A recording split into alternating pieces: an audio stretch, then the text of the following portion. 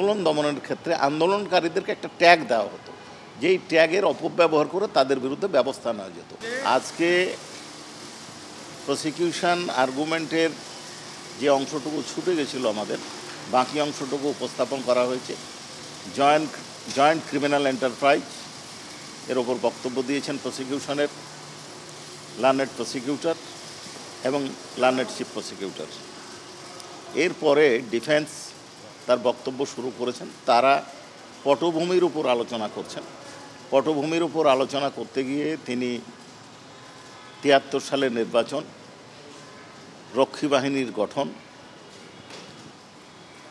বিচার বিভাগের দলীয় বিচারপতি নিয়োগ এবং আন্দোলনের বৈধতা,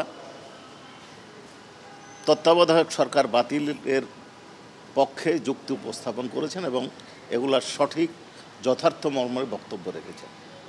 এ বিষয়ে আমরা আমাদের ফরমাল চার্জে ডিটেলস লিখেছি। তারপরেও ডিফেন্স যে বক্তব্য দিচ্ছেন, বক্তব্য দেওয়ার পর প্রতিটা উত্তর আমাদের কাছে আছে, তার প্রত্যেকটা পয়েন্ট অনুযায়ী উত্তর আমরা দিব।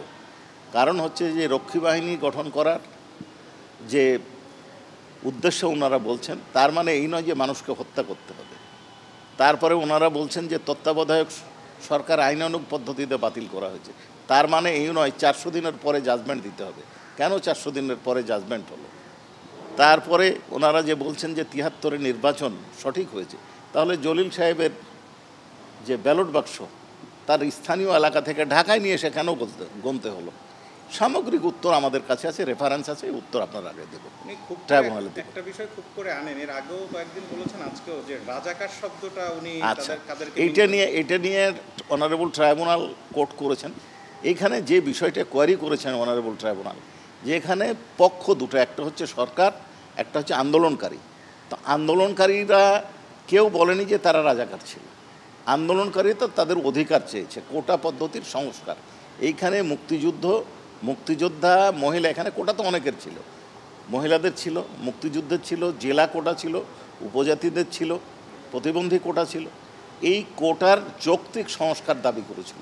সেইখানে উনি ওনার অন্যান্য ন্যারেটিভের মতো যে কোনো আন্দোলন দমনের ক্ষেত্রে, আমরা ফরমাল চার্জে এটা উল্লেখ করেছি যে আন্দোলন দমনের ক্ষেত্রে আন্দোলনকারীদেরকে একটা ট্যাগ দেওয়া হতো, যেই ট্যাগের অপব্যবহার করে তাদের বিরুদ্ধে ব্যবস্থা নেওয়া যেত।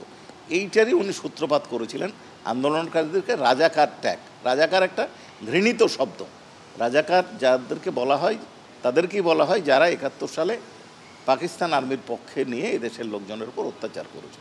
তো এইখানে ছাত্রদের সাথে যারা আন্দোলনকারী তাদেরকে তুলনা করা বা উপমা দেওয়া বা তাদের বিপক্ষে এই শব্দটা ব্যবহার করার কোনো যৌক্তিক কারণ ছিল না।